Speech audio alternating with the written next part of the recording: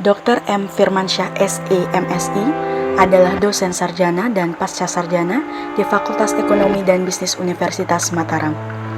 Ia menyelesaikan studi S1 Ilmu Ekonomi dan Studi Pembangunan di Fakultas Ekonomi Bisnis Unra Mataram, S2 di Fakultas Ekonomi Bisnis Universitas Gadjah Mada Yogyakarta, dan S3 di Fakultas Ekonomi Bisnis Universitas Brawijaya Malang. Pengetahuan tentang pembangunan sosial ekonomi digali lewat berbagai pengalaman ketika menjadi tim ahli di beberapa kegiatan OPD pemerintah Provinsi Nusa Tenggara Barat dan Kota Mataram. Ia juga pernah menjadi panelis salah satu partai politik dalam penjaringan calon gubernur NTB dan juga pernah menjadi panelis KPU Kota Bima dalam acara debat publik calon wali kota Bima. Firmansyah banyak menyampaikan ceramah tentang investasi, pengembangan ekonomi lokal, kewirausahaan baik yang diselenggarakan pemerintah maupun NGO. Di samping itu, ia juga rajin menulis di kolom opini di berbagai media massa. Tahun 2019 lalu, ia menerbitkan sebuah novel berjudul Sang Wali Kota Membangun dengan Cinta, yang banyak menggambarkan pemikirannya atas konsep pembangunan ekonomi sebuah daerah. Oke Bang. Bapak background perpustakaan ya? Iya, bagus backgroundnya itu buku-bukunya. Ya, guru lah. Iya, harus banyak bukunya Bang. Ya Bang, soal kondisi perekonomian kita ini, udah lama kita nggak mendengar penilaian Abang soal kondisi perekonomian kita sekarang ini. Evaluasi Abang gimana Bang? Ya memang ini baru kita mendengar keluhan dari teman-teman pengusaha bahwa mesin bisnis mereka macet gitu, dan kita memaklumi gitu, karena memang transaksi ekonomi memang sedikit terhambat. Pertama, orang diharuskan untuk social distancing, harus di rumah, walaupun ada saja yang keluar, tapi sebenarnya orang ada rasa was-was ya, untuk melakukan aktivitas seperti biasa gitu. Ini yang menjadi keluhan mereka. Cuma masalahnya memang kalau impact secara mendalam memang belum ya, karena masih ada jaring pengaman yang mungkin sebagian ya, jaring pengaman yang digerakkan oleh pemerintah. Tapi yang kita khawatirkan ya, kita kan belum tahu pandemi ini akhirnya kapan ya. Iya. 2-3 bulan ini apa ya kita masih mampu menopang kebutuhan dasar masyarakat.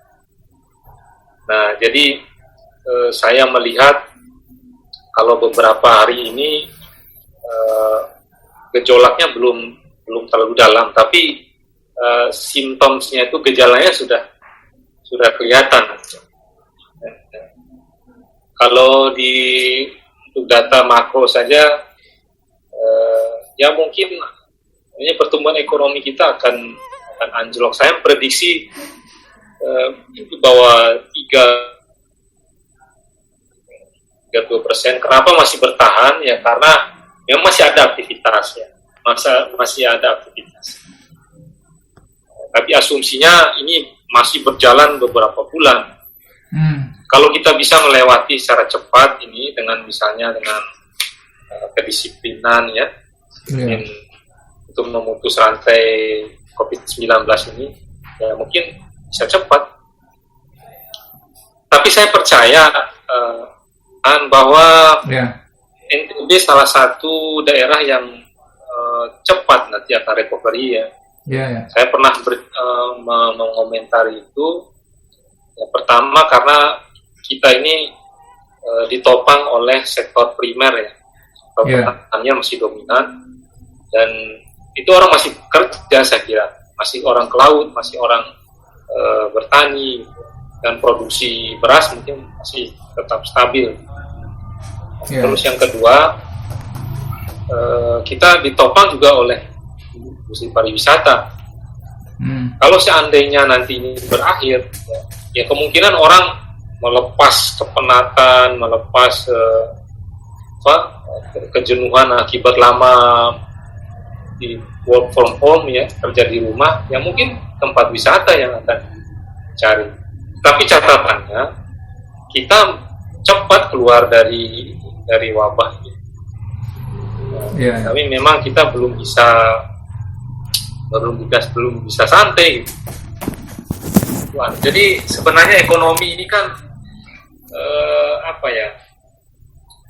sebagai ibarat kayu bakar itu yang memanasi kondisi sosial.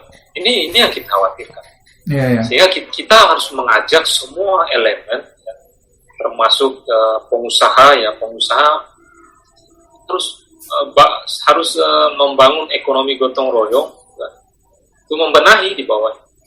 Nah, sedikit saya cerita, kalau di Amerika, kemudian negara-negara Eropa, sekarang gencar yang mereka bantu itu tidak saja institusi bisnis ya, seperti UMKM, ya suku bunga diturunkan, gitu kan? Nah, sekarang pemerintah pusat, padahal harga minyak dunia turun, jadi harga BBM juga nggak turun-turun. Ini juga harusnya segera direalisasikan penurunan itu. Nah, di samping institusi bisnis juga individu juga dibantu. Jadi pendapatan insentif untuk pengangguran ditingkatkan, bahkan ada bantuan untuk anak-anak, ada bantuan cash untuk anak-anak. Jadi benar-benar menjaga level konsumsi dasar masyarakat, karena ini penting. Nah, oleh karena itu ke depan saya kira, ini kan saya tidak tahu anggaran persisnya untuk jaring pengaman ini, ya. Tetapi untuk menstabilkan ekonomi kita, ya kita harus pikirkan untuk institusi, untuk lembaga yang kita harus bantu, ya UMKM, termasuk teman-teman media juga harus dipikirkan. Pendidikan, kita tahu di beberapa media ada kampus yang 80% tidak mampu, kemungkinan tidak mampu membayar gaji karyawan. Ini kan, saya benar-benar ngeri ini. Kita hidup dalam seperti baru keluar dari perang dunia. Iya, Bang. Gitu. Kalau Abang lihat sektor yang paling terpukul yang mana, Bang? Kita ini kan sektor pariwisata ini rentan sekali, Bang, ya. Sektor pariwisata kita sedang bangkit pasca gempa gitu. Tapi dia adalah sektor yang rapuh ternyata, memang benar ya sektor pariwisata nih, Bang, ya. Oh, sangat rapuh, ya. Sangat rapuh karena dia sangat sensitif terhadap isu, terhadap ya kasus seperti ini. Jadi kalau mau, ya kadang kita belum bisa atau belum secara serius membangun segmentasi, ya. Segmentasi misalnya untuk wisatawan lokal atau domestik dan asing misalnya, atau internasional. Nah, ini perlu ada semacam ciri khas, ya. Tapi karena kondisinya sekarang ini wabahnya meluas, termasuk wisatawan lokal pun juga nggak akan mau gitu. Tetapi itu tadi, saya dari dulu saya memang menganggap bahwa jangan biarkan pariwisata itu berdiri sendiri. Harus ada topangan sektor yang lain yang harus menjaga stabilitasnya. Apa itu ya? Sektor pertanian primer, ya. Sektor pertanian, perdagangan ini memang dia karena berada di tengah-tengah, ya, antara produksi dan konsumsi masyarakat. Jadi dia tumbuh ketika sektor primer yang diperdagangkan itu tumbuh. Nah, cuma sekarang perdagangan yang orang perjualbelikan ada dua. Ada yang produk luar, ya, dan ada yang produk lokal. Nah, sekarang kita lihat kebutuhan mayoritas masyarakat kita jangan-jangan terpenuhi dari produk luar. Dan kalau ini terjadi, memang kita lihat hasil perdagangan tetap masih eksis, saya lihat masih eksis, ya. Karena walaupun bagaimana orang masih butuh ke warung, masih butuh ke Alfamart. Nah, persoalannya yang aspek industri lokal ini nggak terserap. Gitu. Nah, ya saya prediksinya yang hidup itu ya perdagangan. Iya, ya. Masih hidup perdagangan. Sama pertanian dalam skala luas tadi ya. Sama sektor pertanian yang artinya, pertanian dan betul. skala Jadi luas. saya membayangkan untuk jangka waktu 3 bulan ini pemerintah jor-joran lah untuk membesarkan pertanian. Ya entah itu dalam bentuk subsidi pupuk, ya jor-joran aja membangun pupuk sendiri barangkali atau di perikanan ya. Perikanan itu ya pengembangan usaha tangkap atau usaha budidaya misalnya. Jadi saya khawatir ke depan ini negara-negara di dunia akan kekurangan pangan. Kekurangan pangan.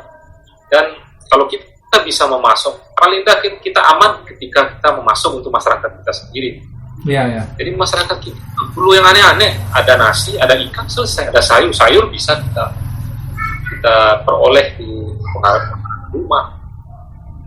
Cuma sekarang masalah, ini beberapa daerah yang saya sayangkan, ada yang jaring pengaman itu malah beli produk-produk sebenarnya nggak terlalu penting, kayak seperti mie instan, bisa diganti dengan produk lokal. Iya, ya. Oleh karena itu, kalau ke depan ini jadi pembelajaran juga, gitu. Misalnya di sektor perikanan itu turunan banyak juga. Bisa ikan atau apalah, bisa lagi lauk yang cukup lama dikonsumsi dan membantu untuk mengurangi inflasi. Katakanlah ada daging tinggi misalnya, dan kita bisa mengkonsumsi produk turunan dari ikan yang misalnya kerupuk ikan atau nugget ikan yang bisa lama proses. Nah, ini yang harus kita kejar, yang mudah-mudahan didengar oleh pemerintah. Industrialisasi sektor perikanan itu di sini manfaatnya.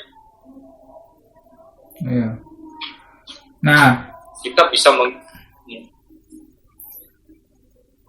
industrialisasi dan ini saya mau bicara soal kebijakan di NTB, Bang. Abang melihat gimana kebijakan kita sejauh ini di sektor ekonomi ya, di sektor ekonomi sudah cukup tepatkah atau masih kurang, Bang? Kita mohon maaf saja ya, nampaknya belum fokus.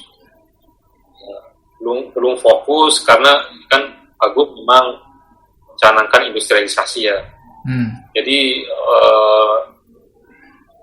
sebenarnya menurut saya kita lebih baik membangun industrialisasi itu berdasar pohon industri yang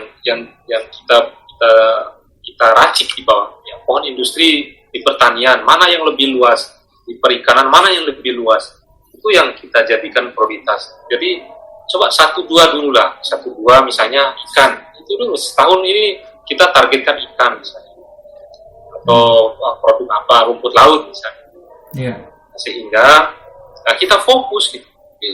Sekarang mungkin karena dampak COVID ini kemungkinan anggaran akan dipotong semua. Ini sangat disayangkan kalau yang dipotong itu yang harusnya bisa men-trigger ekonomi seperti perikanan, gitu kan, atau pertanian. Nah, jadi ya saya belum bisa kebijakan kita memang ini jadi pembelajaran juga COVID ini kan. COVID ini bahwa ayolah kita mulai memproduksi dengan apa yang kita punya. Dan sektor pertanian ya dalam arti luas ya, perikanan, perkebunan ini bisa menjadi nilai unggul kita ke depan. Karena jangan berharap terus kita mengimpor. Ini yang menurut saya penting dipikirkan ke depan. Membangun industrinya sudah tepat berarti, Bang ya. Abang mau bilang sudah tepat membangun industrinya, tapi kurang fokus. Kurang lebih begitu, Bang ya? Iya, memang industrialisasi itu keniscayaan. Ya. Keniscayaan. maksud saya nggak bisa kita menggapai semua hal. Kita ingin industrialisasi dari A sampai Z misalnya dengan produk yang cukup banyak misalnya. Bagi saya yang lebih bagus itu ya kita pilih itu 1-2 produk itu yang kita kejar. Kira-kira misalnya yang nilai tambahnya luas, yang bisa membesarkan ekonomi masyarakat, gitu kan? Kemudian pohon industrinya juga luas. Nah, jadi satu sudah selesaikan, mungkin tahun depan kita menyelesaikan yang lain lagi. Kalau begini kan, ya. Nah, yang menarik ada 2 konsep sebenarnya di industrialisasi ini, Bang. Konsep pertama saya lihat adalah mendatangkan perusahaan besar seperti misalnya di Bima. Ya bagus juga, tapi maksudnya kita bicara tentang bagaimana konsepnya. Konsep pertama adalah mendatangkan perusahaan besar untuk mengolah komoditas lokal. Misalnya di situ ada kayu putih di Bima itu. Tapi ada konsep lain juga yang industrialisasi melalui IKM misalnya. Jadi tidak besar, tapi kecil-kecil, tapi massal misalnya. Menurut Abang yang pilihannya sebaiknya yang mana? Apakah salah satu atau dua-duanya dipadukan, Bang? Misalnya taruhlah kita punya komoditas jagung nih di Pulau Sumbawa. Bagaimana mengelolanya, Bang?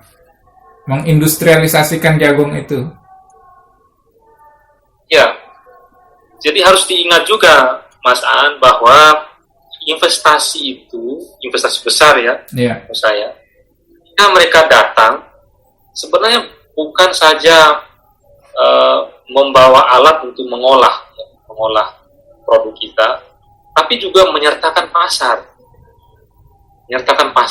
Ketika mereka datang, saya yakin bahwa mereka sudah memiliki pasar.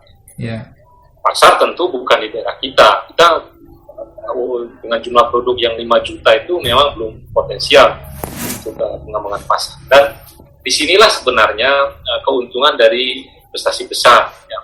Mereka membangun pabrik-pabrik besar, ya, dan dia mengolah, pasarnya sudah jelas, ya. Diekspor ke luar negeri dan seterusnya, dan akan mendapatkan nilai tambahnya,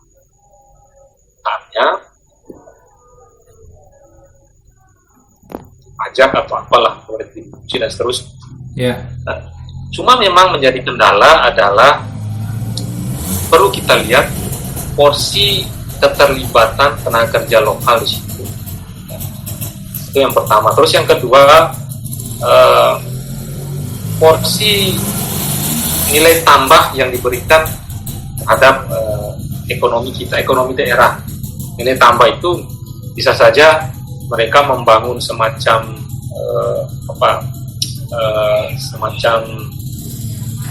unit-unit yang mereka menarik dari perusahaan lokal, ya entah itu makanannya, ya makanan atau ada produk-produk yang setengah jadi yang mereka olah kembali menjadi produk yang lengkap untuk mereka produksi. Nah, ini keuntungannya.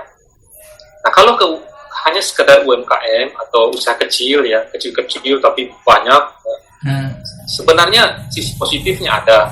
Sisi positifnya itulah penciptaan lapangan kerja yang cukup banyak. Cuma persoalannya di pasar biasanya. Kalau usaha itu dikerjakan oleh masyarakat lokal, khawatirnya nanti sulit mengendalikan ketika misalnya panen besar, panennya banyak, kemudian overproduksi, khawatirnya teman-teman UMKM tidak mampu menjual habis ya, karena keterbatasan pasar.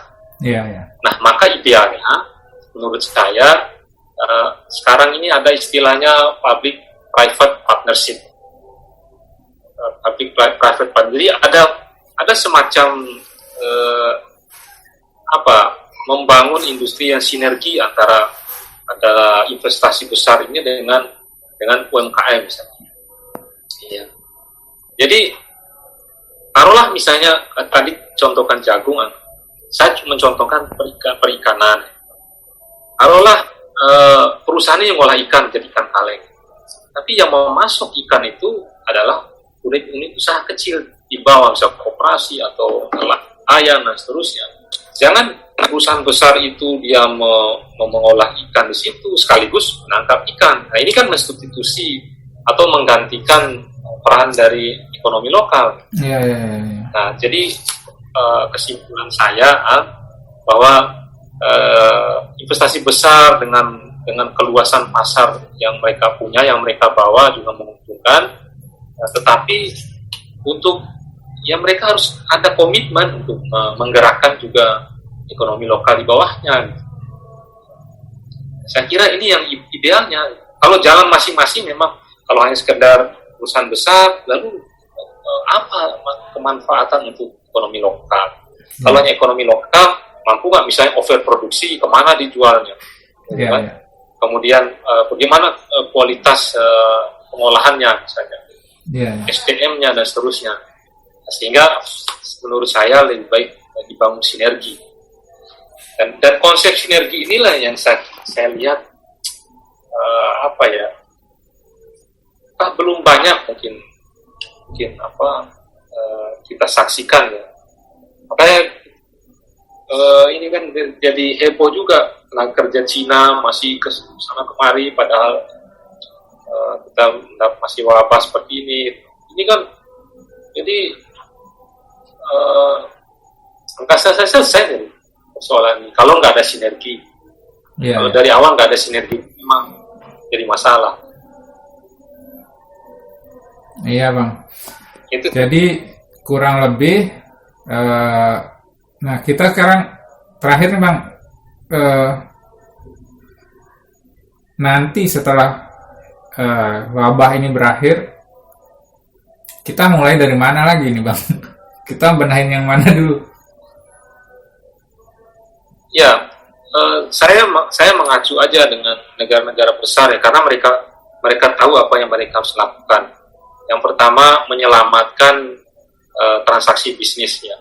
Menyelamatkan transaksi bisnis, ya bisa kita membenahi institusinya itu UMKM, kemudian usaha-usaha kecil yang kita mendeteksi apa sebenarnya sakit mereka, masalah mereka seperti apa. Ya, kita men-tracking usaha-usaha yang mulai goyang, yang mulai memphk-kan karyawannya. Ini walaupun pemerintah dengan tidak mampu membail out itu secara finansial, paling tidak harus dikumpulkan, cari jalan keluar bersama gitu. Ya, perusahaan-perusahaan ini mungkin dalam bentuk coffee morning kan dulu kan bagus tuh Pak Gub kan, coffee morning bisnis kayak gitu kan. Sehingga ada kita mendengar lah persoalan mereka dan apa yang bisa dikerjakan untuk keluar dari persoalan itu. Kemudian yang kedua, membenahi konsumsi masyarakat. Konsumsi masyarakat terus terpuruk saat ini tentu, dan kalau mereka tidak memegang uang misalnya, ya percuma juga, ada barang banyak dihasilkan oleh industri, oleh UMKM, tapi pembeli nggak memiliki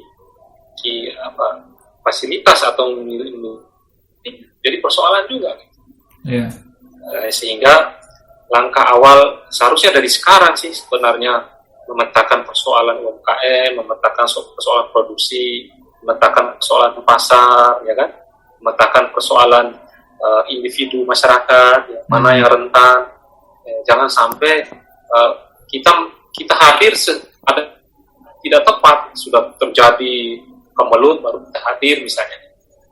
Nah, sehingga dengan pembenahan itu, ya, transaksi bisnis kembali mulai bergerak, dan perdagangan itu akan tumbuh dengan sendiri. Seperti yang saya katakan, perdagangan masih kita bertahan, dan mereka menjembatani antara rumah tangga yang membutuhkan produk dengan produsen yang menjual produk lewat perdagangan. Nah, sekarang bagaimana caranya membenahi industri yang menghasilkan produk dan masyarakat yang membutuhkan produk. Ini yang penting menurut saya, dan semoga harus dikatakan dari sekarang. Kalau saya undang Kepala Dinas Perikanan Kelautan, Kepala Dinas Pertanian, Peternakan, Perkebunan, kita duduk bareng dalam 3 bulan ini berapa bisa kita produksi, kita genjot ya, bisa untuk kebutuhan konsumsi masyarakat kita, bisa juga untuk kebutuhan daerah lain yang kemungkinan akan minus kalau memang mereka tidak punya sumber penghasilan seperti itu. Jadi ayolah kita kembali ke industri pertanian lah, kembali ke pertanian, perikanan, dan kita bangun kalaupun mau industrialisasi, disitulah tempatnya. Kalau ada persoalan seperti ini, kita bisa makan punya sendiri tanpa ada pengaruh orang lain, gitu kan? Yeah. Dan kita bisa mengekspor kalau memang ada kelebihan. Saya kira itu. Yeah. Bang, ngikutin JPS Bang? JPS Gemilang? JPS Gemilang detail enggak. Saya enggak. Jadi produknya apa saya enggak tahu. Iya, produknya kan kayak dimasukkan juga kayak minyak kayu putih, terus selain sembako ya, kayak telur, beras dan lain sebagainya. Masuk terus beras, minyak goreng, kemudian ada minyak kayu putih, kemudian sabun, kemudian teh kelor, yang itu produk lokal semua prioritasnya. Ya. Nah, beras. Ya, beras lokal jelas. Ya. Jadi sebenarnya menurut saya kita ada yang kebutuhan saat itu yang mendesak dan ada untuk saving. Yeah. Ya. Harus untuk saving. Saving ini dalam bentuk uang tunai. Jadi ada barang, ada uang tunai. Uang tunai jangan kasih langsung tunai ke orangnya, tapi lewat perbankan. Dan itu akan membantu perbankan untuk meningkatkan likuiditas mereka. Ya, bank-bank lokal seperti BPR misalnya kan. Yeah. Atau kalau Bank NTB sudah besar lah, tapi bank-bank yang bisa mengelola anggaran itu, kalaulah bisa delay selama 3 bulan misalnya. Dan itu luar biasa anggaran itu, mereka dalam bentuk ATM, nanti setelah 2 bulan dari sekarang baru bisa keluar uangnya, 3 bulan dari sekarang baru bisa keluar uangnya. Nah, jadi dua jalur ini menurut saya cukup pas. Kita kan kepengennya konsumsi masyarakat terjaga dan stabilitas transaksi bisnis juga terjaga. Ini yang kita pikirkan. Yeah. Konsumsi terjaga, ada barang yang dikonsumsi, transaksi bisnis terjaga karena kita membeli ke UMKM lokal, gitu kan? Yeah. Dari aspek UMKM-nya, dan transaksi perbankan juga bisa dibantu di bank-bank lokal, bank-bank pemerintah. Mereka diguyurkan uang sekian, gitu kan? Dan mereka bisa memutar uang itu, ya. Kalau 3 bulan itu kan lumayan lama bagi uang itu ngendap di bank kan. Iya. Untuk meningkatkan daya saing perbankan. Jadi harus ada juga untuk kebutuhan saving masyarakat. Karena kecuali kita yakin bahwa COVID ini akan selesai dalam 1 bulan ini, tapi kan kita nggak pernah tahu tuh. Nggak pernah tahu Pak. Secara psikologi juga ketika kita kasih masyarakat, Anda ada tabungan. Tentu yang rentan sekali ya, yang rentan, kalau pengangguran itu ya yang sudah tidak mampu lagi bekerja barangkali dalam sekian waktu, mereka akan merasa nyaman. Yeah. Bahkan mungkin orang secara psikologis akan merasa, wah berarti saya social distancing yang saya lakukan dengan disiplin, mungkin karena dia merasa untuk kebutuhan dia ke depan masih bisa dipenuhi. Tetapi kita beranggapan bahwa tidak mungkin anggaran itu semua dari pemerintah. Nah, disitulah barangkali ada kesalahan sosial, gitu kan. Dari pengusaha besar, pengusaha yang sudah berjalan lama di NTB ini, gitu. Ini harus mungkin pemerintah memanggil mereka, gitu, mungkin mereka mau tapi nggak ada saluran gitu kan. Dari situlah diatur apa yang bisa dibeli secara tunai dalam bentuk barang dan apa yang dikasih dalam bentuk uang, ya. Uang dalam konteks ini ya tabungan. Saya kira itu. Iya. Iya Bang. Saya tadi mikir-mikir ya,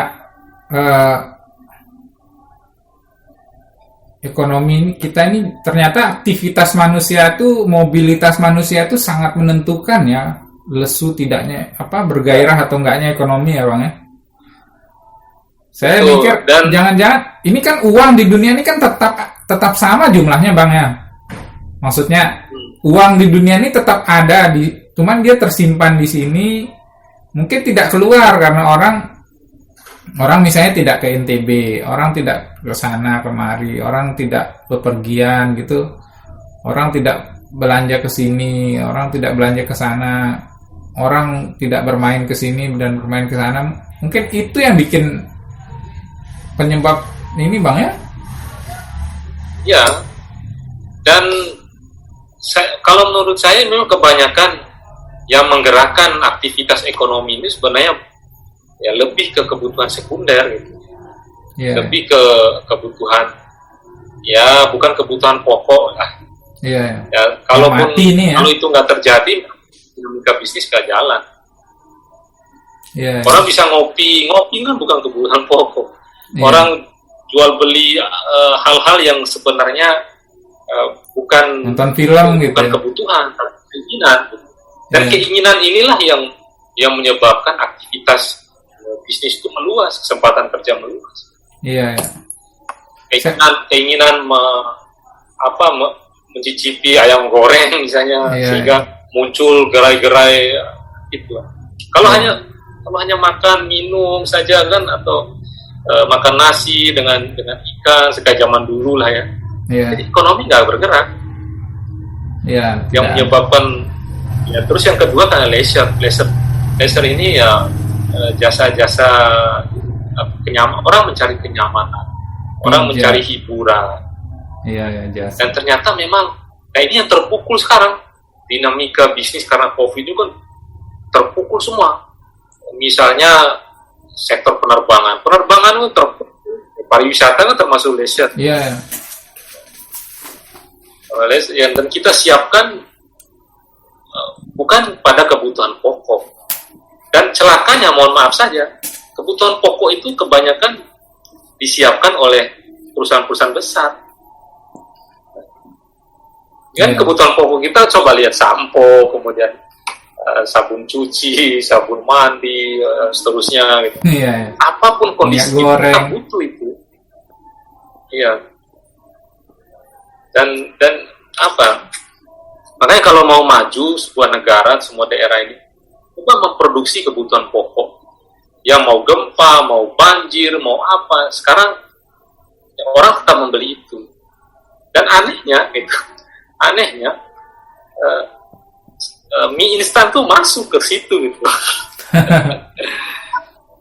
Jadi seakan-akan mie instan itu menjadi kebutuhan pokok. Gitu. Saya tidak tahu di mana logikanya. Padahal kalau masyarakat kita makan mie malah enggak. Kalau saya malah enggak kenyang gitu. Tapi orang seakan-akan diseret ya masuk ke dalam kebutuhan pokok. Nah, kalau mau industrialisasi, ayolah industrialisasi kebutuhan pokok. Ya ikan, industri perikanan. Orang sejak Bahola sampai mau kiamat mungkin orang tetap yang namanya pasangan nasi itu ya ikan di mana-mana dan pasti laku. Nggak ada cerita orang nggak suka ikan, nggak ada cerita. Kalau kita punya Teluk Saleh, kita punya laut yang luas. Gitu. Kalau ini kita kuasai, kita bangun industri besar di situ, majulah negeri ini, daerah ini. Tapi yang kita mohon maaf saja.